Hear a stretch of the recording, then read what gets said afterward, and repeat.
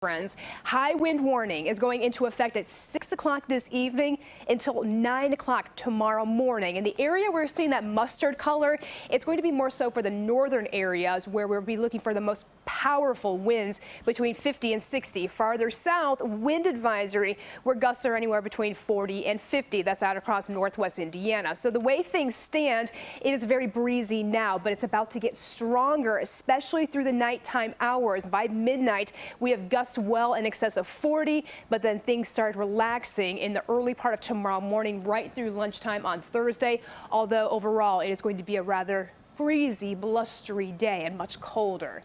61 for your temperature right now. Incredible. South wind coming in at 14 miles per hour.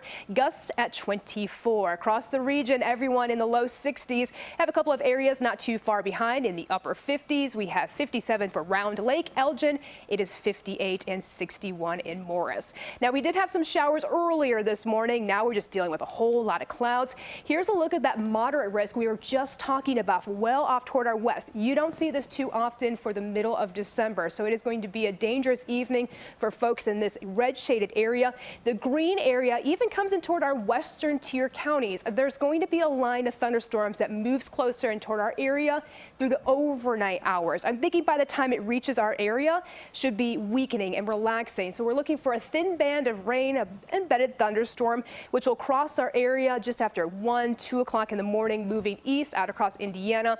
By 6 a.m. that's it. But we still have those powerful winds kicking around. Afternoon temperature today going for 65 degrees. Record warmth out there. Tomorrow, falling temperatures dropping off into the 40s. 41 on Friday. A chilly weekend, but seasonable for this time of year. Saturday, 36, 35 by Sunday with plenty of sunshine going around.